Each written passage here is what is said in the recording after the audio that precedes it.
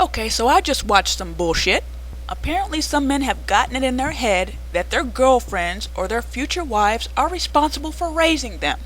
I just watched a video by a retard, whose name I shall not give the pleasure of mentioning, and the video centered around the ABC, I don't know if it was ABC special, but whoever did that special where Sherry, fat girl from The View, was on there with Steve Harvey and Hill Harper, and they were talking about why successful black women can't find men.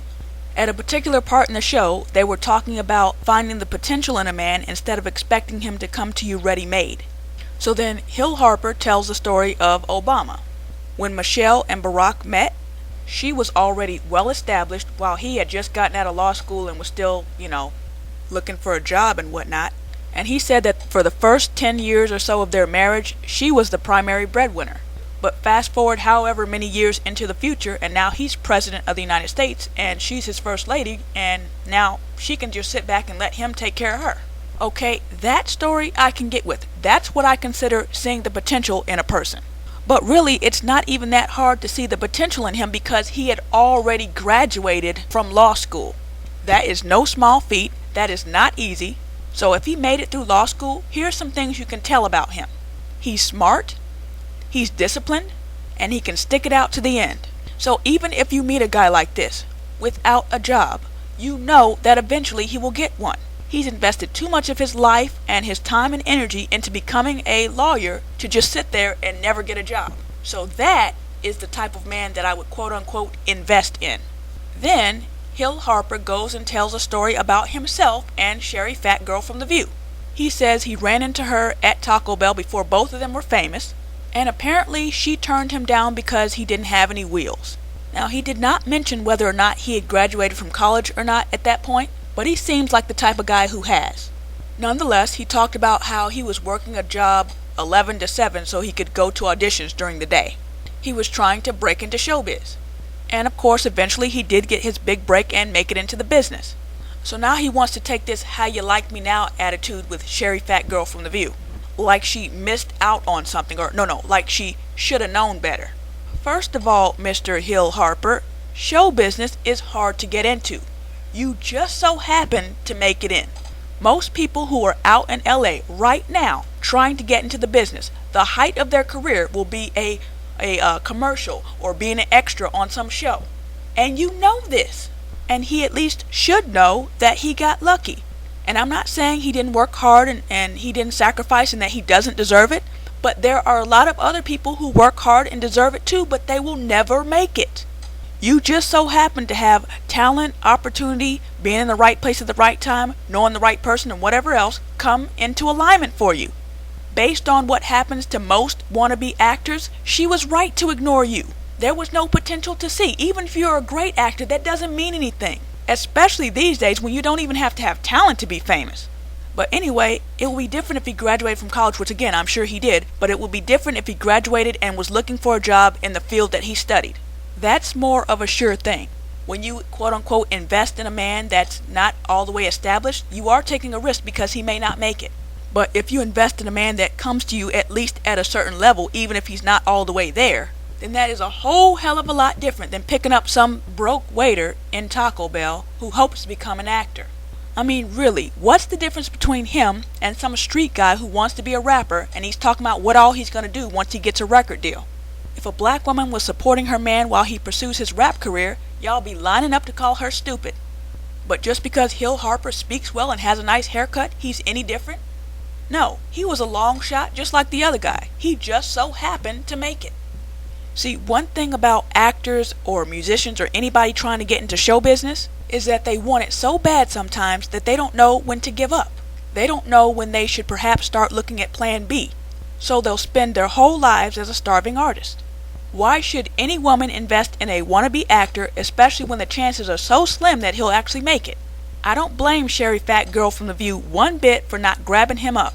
Second point I want to make is that I seriously doubt that if Harper, is his name Harper or Hill? It's Hill. I seriously doubt that if the two of them had gotten together back then that they would still be together today. A lot of times when people are chasing a dream like showbiz, they'll sacrifice or neglect relationships with their friends and family trying to make it. They'll put realizing their dream over their friends and family, and they may not even really mean to do it, but it just happens. But then here's the flip side of that.